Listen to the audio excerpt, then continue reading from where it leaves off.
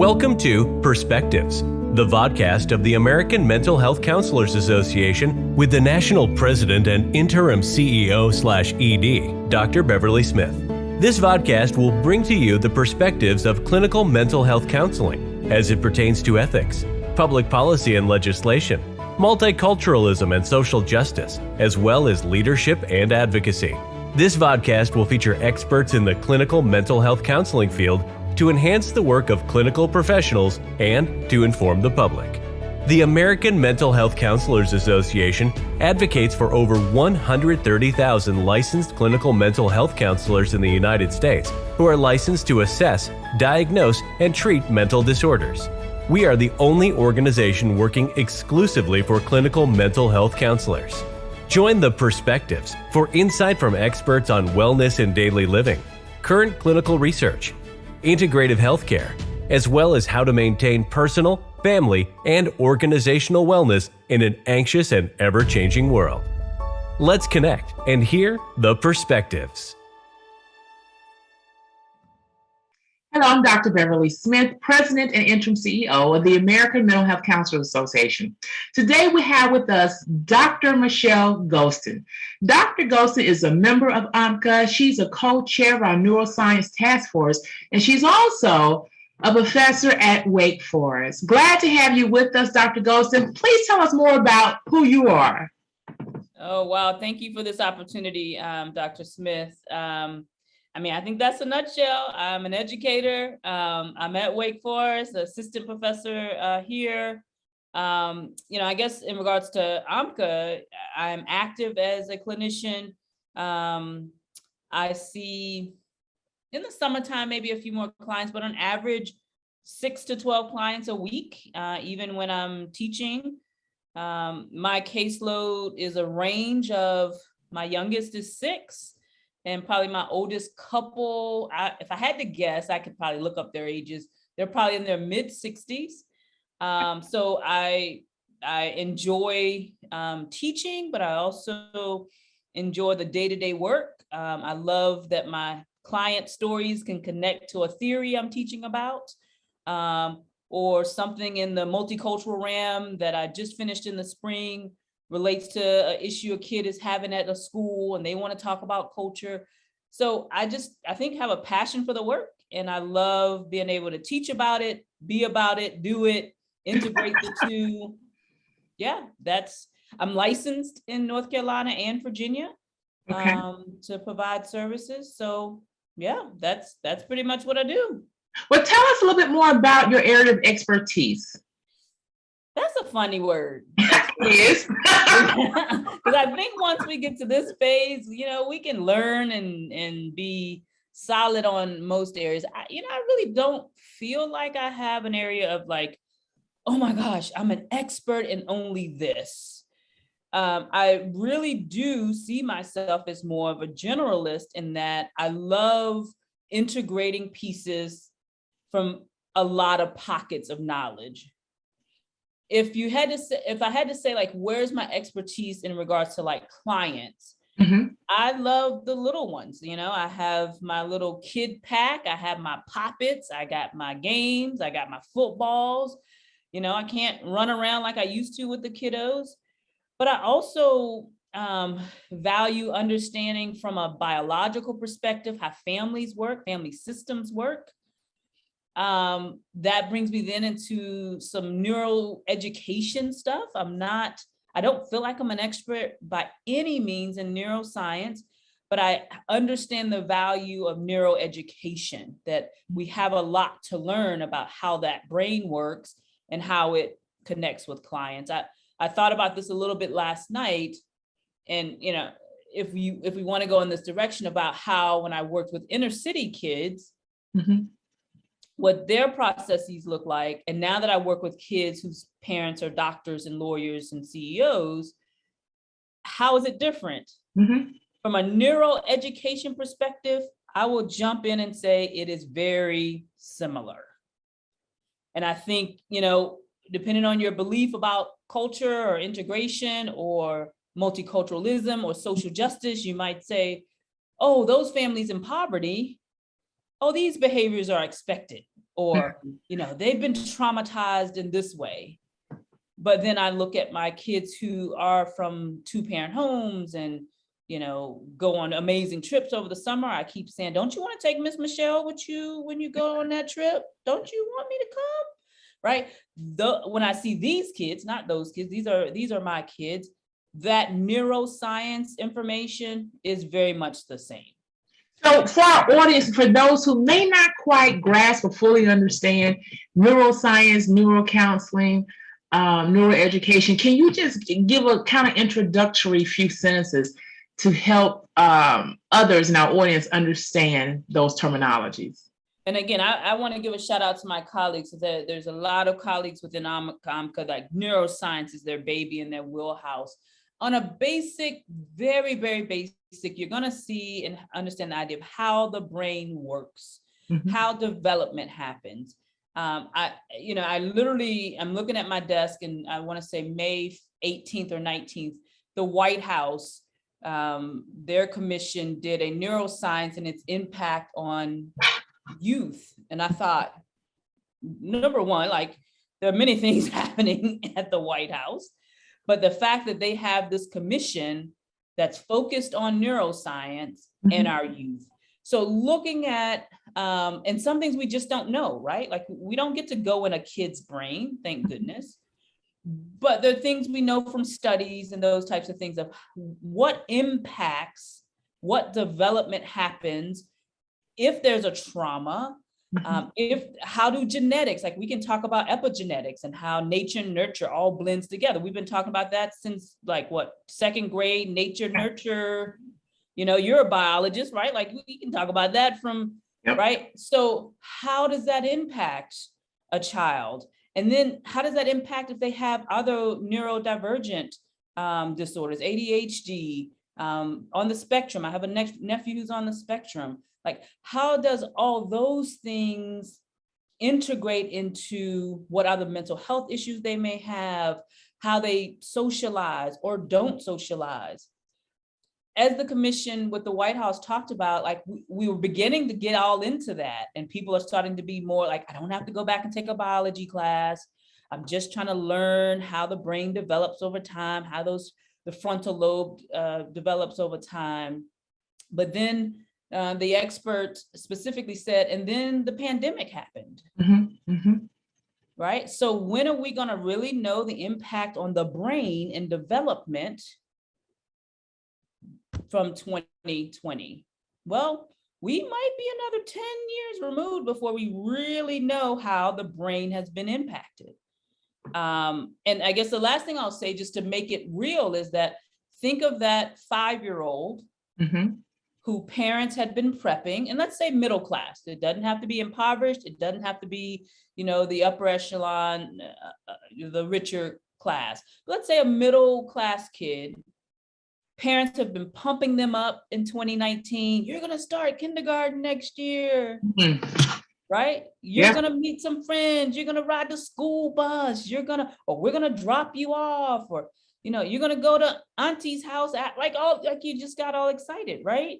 And they may have been in pre-K before. They may have gone to daycare, but there's something about kindergarten, right? It's official start according to the American system of our process of education, K through whenever we decide to be done, K through 12, ideally, as far as the formative time. But that kindergartner didn't enter school until a year later. And in most systems, there were no kids held back. So it wasn't are you ready to go to first grade? Gotta go. You going, because we got to get the other kindergartners in. Okay, so then it's taken us a year, and some schools were in session for a while, and then they got a COVID break, and then they went back to Zoom school, and then some parents said, no, I'm afraid to, all that happened. So I have a client who's a 6th grade, I think she got moved to high school, but she teaches art. And she says to me, Michelle, our kids are 2 years behind. What? Our kids are 2 years behind. And she said, I teach art, and they're 2 years behind. I would hate to see what it's like in math, science, those core classes. So again, just for a kindergartner who didn't see the inside of a school until they were now first grade. So all that sociological development, all that brain development in those formative years, a lot's already happened by 5, but that socialization, that formative development took a pause. So now how does neuroscience, neuroeducation help us help the children? But also, we haven't even talked about the parents and people who lost jobs, like, right, in the medical elements of that. So, you know, we could keep going on a general basis of like, what is happening in the brain? How is what's happening in the brain impacting how the person behaves, how they interact, how they socialize, how they're able to maintain stability, how they're able to be productive citizens, which is, I think, what counselors want in general. Now, let me ask you a question. For our kids, children, adolescents, particularly, for example, from 8-year-old, for example, from kindergarten all the way up to 12th grade, how do you perceive a view, agree or disagree, of having universal screeners to kind of check in, screen the kids, and it being standard to determine if there are any levels or any evidence of anxiety or depression, or just to get a baseline of where the kid or student is? What is your take on having universal screeners now in schools for every single kid, it being a part of the curriculum, part of the requirements? Gosh, this is the first time I've kind of even thought about this. I think the first thing I would say, if we can, we being us wonderful adults that are in charge, can ensure that it's everybody, right? No matter if you're in private school, charter school, public school. So that's the first baseline, right? Because, you know, a lot of times we say it's for everybody, it ain't for everybody. Gotcha. Right? So that's number one. Number two, we want to, I would think, make sure, and again, in our education system, this would be hurdles to get through, that it's not just certain kids funneled that way, right? I think I love sports. I hope everybody's watching NBA finals, go Warriors, you know, just a quick plug. But I love sports. I watch sports all the time. And we got into drug testing, even at the high school level. Well, then when you go back and track drug testing, you realize that was the Black and brown kids getting tested all the time. It's supposed to be random. Well, how is it that this one kid got randomly tested 5 times and this other kid over here got tested 1 time or not at all? So if we're heading down that road with some type of anxiety, depression, it's still going to be a pocket of people. If we can some kind of way, just like you check in to see who your school counselor will be for the year, as you check in, there's a screening to look at any substance use and anxiety and the depression. I don't think have to be very detailed, but just if it can be something where every kid entering a school setting will get, and it doesn't become this us trying to finagle who is more depressed and who's more anxious than others, sure. I think there are benefits, especially to substance use. We know with the pandemic, substance use has increased, especially for our teenagers. Why? They don't have anything else to do. Parents may have alcohol around themselves, right? You know, they're going to find something to do, right? An idle mind. We know what they say about an idle mind. So I do believe young people, we see in my community, we had a suicide that was a middle schooler. So is there a need? Yes. How we make sure that it's equitable and for everyone would be a concern. Okay. But I do believe our young folks are under a great deal of stress. My youngest client is 6 years old and they just turned 6, maybe a couple of months ago. So they're under just as much stress as our teenagers and our young adults, you know, heading off to college. So, and sometimes we overlook that as adults, I think, because maybe, as leaders, parents, caregivers, period, of youngsters, I think sometimes in authority figures, you're just in emotion, particularly during COVID-19, of keeping it moving, of being in that mindset of, okay, we're here, let's try to make this feel normal. And sometimes we have to pause and just recognize this is not normal. What we are living through still now and have lived through, that's not normal. And how do we create opportunities for a new space, create opportunities of safe spaces for our youngsters to talk to us, to open up, to have those conversations, and not being too in a rush to move forward and make everything normal again and again. That word, and assume that they're going to get past it because they're kids. Like, oh, they're young, they're resilient. Yeah. And I think you have to recognize that, but they're young, they still have thoughts and feelings, and they're still trying to navigate. We've had so many more years to navigate, and so we obviously should have more tools, and sometimes we don't. Right? Have more tools, but our babies and our kiddies and our children, our adolescents, they just need a little bit more help and support. As we navigate and as we continue to navigate. And so universal screeners, if, as you mentioned, if the processes and procedures are in place and, there's some equity in it, there are benefits. And I think the benefits can be really good if we're going to take the information and actually implement a plan to address the data that was received. And again, making sure that it's equitable. Yeah. And, I have, as you were talking, I'm thinking, and we haven't even mentioned social media. Yeah.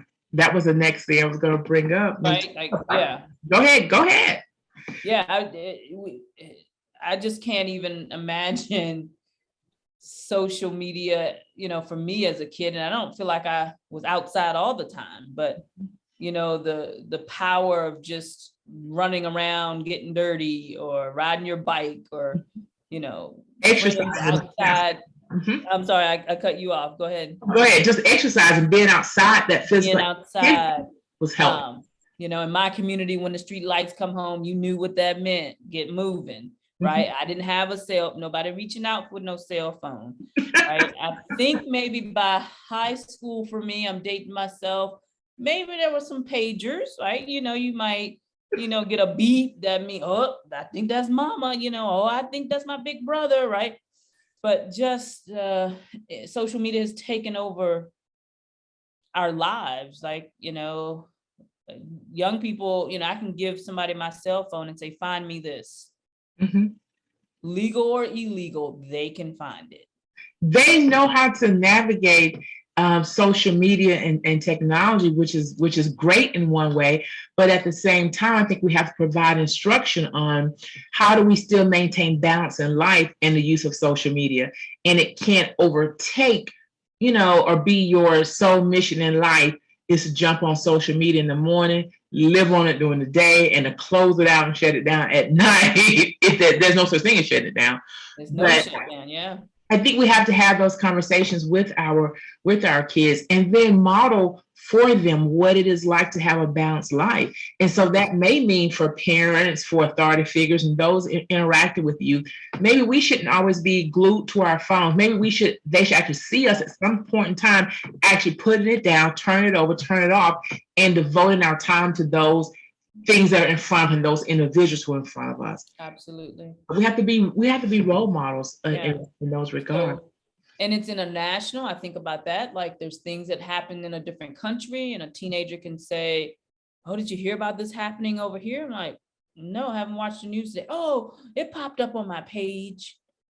So there's, and so there's some luxuries, of course, to having, we have all these freedoms and all that, but I don't know that, I think we're starting to understand the impact that it's having on young people, young adults, and how, again, we go to disparities, right? Like, some families, like, they have to use some type of screen to help them in their situation. So we don't want to be judgmental. That's right. True. I remember watching TV when I was a kid. It wasn't off limits for me. And, if I wanted to eat something and sit in front of the TV, so it doesn't stunt us in some ways. But I also know that my mom, my grandmother knew what I was watching, right? They knew like if it was something that seemed too sexualized or too violent or too derogatory. Now we just don't have that type of eyes on things, or maybe even knowledge to help our young people, navigate. Gaming has exploded. I mean, you can get a degree in gaming. Yes. Right? So right, like, True. my nephew said the other day, I'm going to college to learn how to do this, and this could make big money. So now does that mean you get to sit and game all day because this is your future profession? Like, that's their rationale, right? So you can get a degree in this. So you don't, so yeah. So I think on the mind and how development happens, we cannot, or I think it's a flaw if we don't recognize how our kids are changing, the pressures and stressors that they're under, again, from that brain development, and how important socialization is. Yes. Now, do you think there's such a thing? Well, it's kind of a rhetorical question in a way, but I want to discuss in some capacity, social media addiction. Do you feel that there's such a thing? Yeah, absolutely. Yes, it is. And like you said it too, like it's not just our kids, like there are adults that like, even if I'm on social media, I see someone say, I'm going to take a break from Facebook because I'm not going to get on. And then 2 days later, like, I couldn't stay away. I just had to see what y'all were doing. Right. I had to see, and even for myself, like I'm trying to, in the summer months where, I don't have necessarily a specific schedule, I am self-taught. Do not pick up your phone before 8 a.m. Yeah. Right. And I can remember, I sometimes look at my Fitbit. Oh, it's 7:45. Oh, wait, nope, gotta wait. Right. Like that's an addiction. Like, I mean, how many of us go to the grocery store and you forget your cell phone and you go back home? So true. It happens. But you mentioned some good tips to set boundaries around when you will utilize social media. That can be a start. And for some, you may have to start with, I won't get on social media for an hour, 2, 3, 6 a day. And so then you can maybe graduate into 3 days or a week or so forth. But being able to set those boundaries and allow you not to be glued to social media, to be able to enjoy the other aspects of your life and explore, new spaces and new beginnings and create those for yourself and for those around you. So especially the relationship part. I think, there's, sitcoms and stuff about, 5 people sitting at the dinner table and everybody has their device. Right. Or, I literally did this yesterday. I'm going to tell them myself, because I think also experts, and which I don't see myself as an expert, but someone active in the field, we have to be honest about our own process, is that, my mom and I were in the front of the house. We were, playing and joking around, but my daughter was back in the back taking a nap. So natural thing would be get up and go, like, get up, come join us. Nope. I picked up my phone and called her. Yeah. Or text. Yep.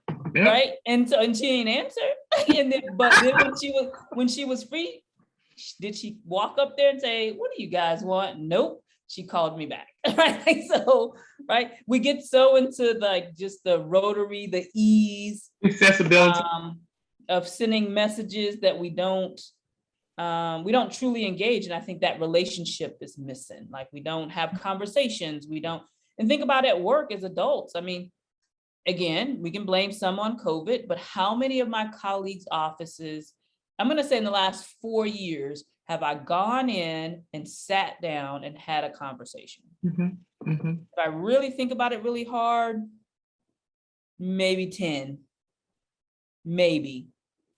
And that's pre-COVID, right? Like we just don't do it. And so it messes with our ability to sit in a meeting and strategize and be open and honest, because I don't know the person I'm talking to. Right. And I'm questioning, like, do they have my best interest at heart? Well, if I'd gotten to know them a bit, we would find out that we have some things in common. And yeah, we don't agree with this, but we can have general conversations. And I think the same thing is true for kids. Young people, they don't we've somewhat robbed them of that. The technology's good, but they've also been robbed of that socialization. Again, we have to go back to finding balance and modeling that balance. It's not that it's all lost at this point. It just provides us with how do we move forward, some things we need to pay a little bit more attention to. So that aspect is good. And so, when I'm talking to some parents and even, the kids, it's easy to say, hey, make sure you spend quality time together. But I think we have to go to the next step to say, what does that look like? That really may include, hey, everybody put your phone down, turn it over, put it in the basket. This is family time for the next 4 or 5 hours, Right. Yeah. And just set those boundaries and be accountable to each other for that so that we can spend time together, continue learning each other, learning how to love, learning how to have family conflict resolution, learning how, to speak the other person's language or meet their needs within a family. And we talk about that happening in intimate relationships, but just as it does in intimate relationships within the family setting. Yep. We have to talk about that because your love language may be different than your mother, your daughter, whoever in the household. And we just have to honor everyone's space and then give them the love and space that they need within appropriate boundaries. For sure. Appropriate boundaries. Now, when you mentioned that you are a professor, what are some of the classes that you teach or you have taught? Which one do you enjoy the most?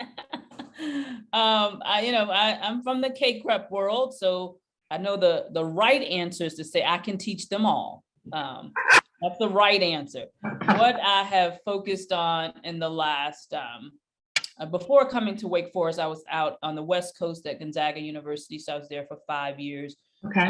So over the years, my courses have primarily been theories in counseling, which I have an online class right now. We actually wrap up this week. Our online program goes pretty swiftly. A week from today, I'll start family counseling, which will also be an online course. And then kind of my stronghold in person on campus, I teach theories. Up until recently, we were expanding a little bit our faculty. So I think I had to let go of theories, which is okay. I'll still keep it online. But cultural diversity is probably at the top of the list. Okay. Here at Wake, we have our graduate program, our online graduate program, but we're also honored to have a minor. And so we get to teach and work with the undergrads as well. Okay. And they call it the counseling minor. It's kind of a health and human services. Mm-hmm. And so they take like 5 classes specifically to get kind of that minor status. And I teach the diversity course to the undergrads as well.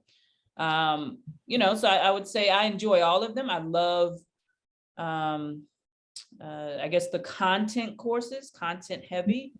I have taught some of the clinical courses, but I think my knowledge in general kind of drifts back to getting the content stuff. I love theories because there's times when I'm talking to a client and I can literally have a moment and depending on the client, I'll pause and say, I'm not sure if you've heard of this approach, but this is just what happened here. Mm-hmm. And, as much as people hate Freud, I literally was talking to an adult client and she was having a conversation about some dreams and stuff like that. And I was like, wow, in theories, we just finished learning about this. Mm-hmm. And they were like, oh, you're teaching about this right now. So I love that integration. So theories is high on the list just because I think I'm at the phase where I can see it actually happen. Like, wow, that would be Rogerian. Like it really just happened right there.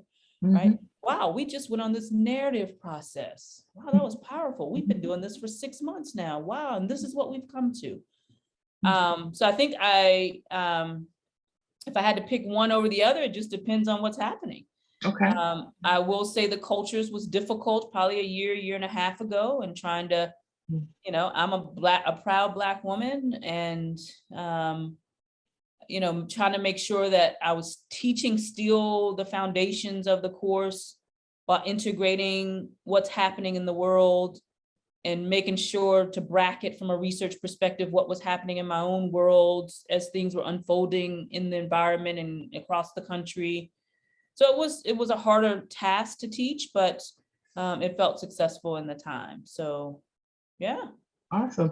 It's interesting. I hear you saying basically you love making the connection from theory to practice and within your practice. I had this saying that I utilized a few years ago, and sometimes now theory is practical when it's practiced.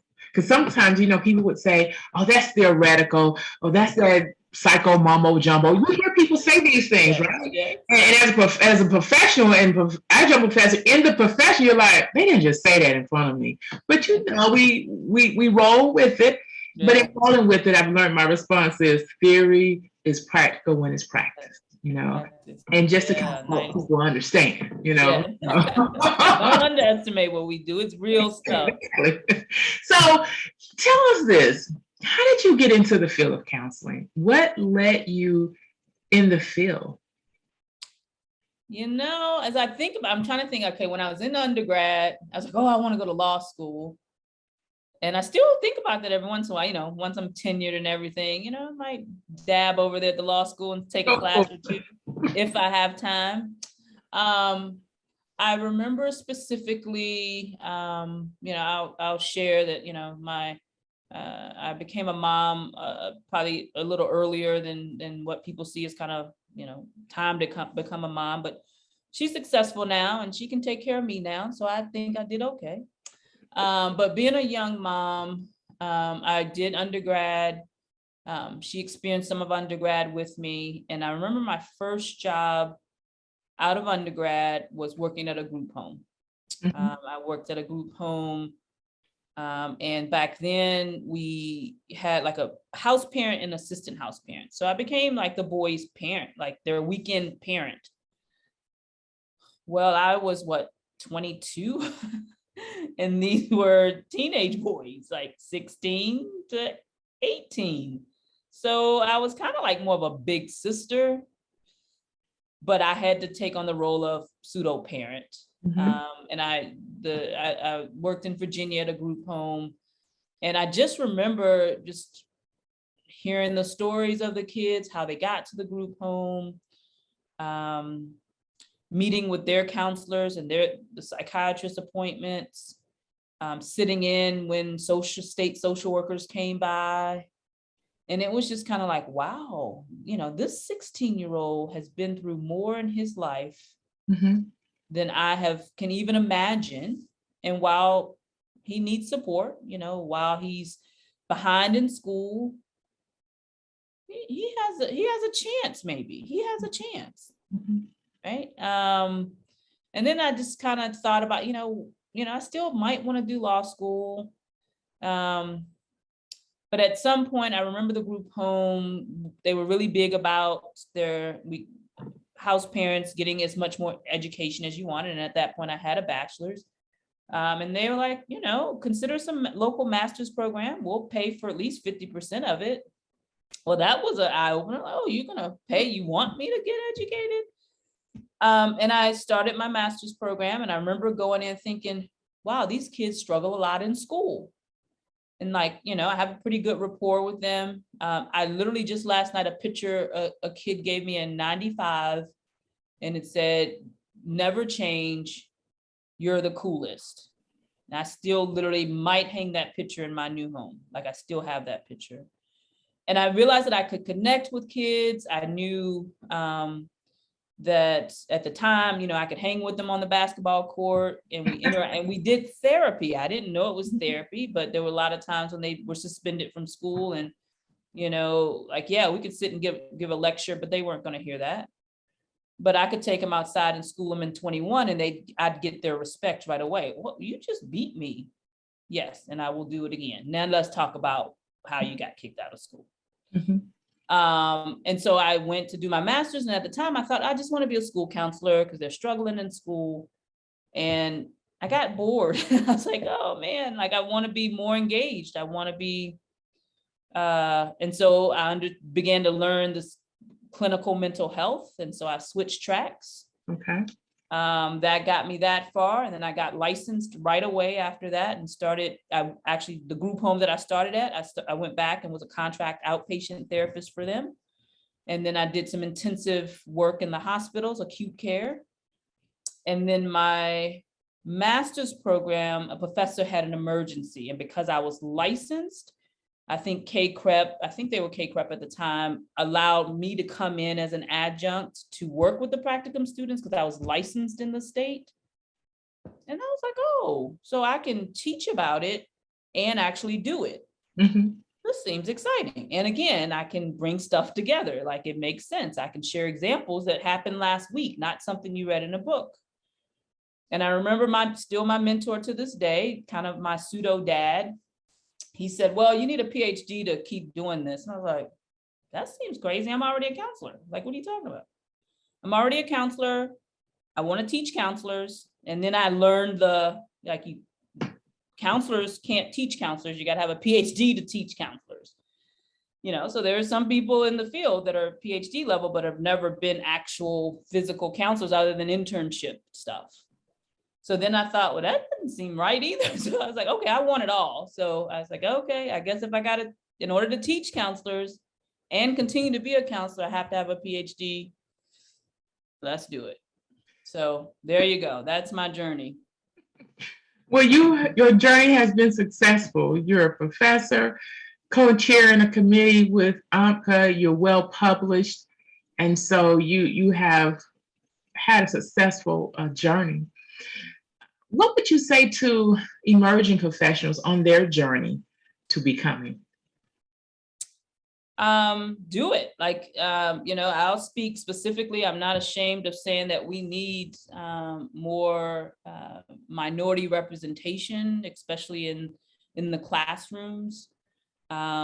Still at this level, I'm sometimes a student's first African-American full professor, not their adjunct professor, not their TA, not helping the professor.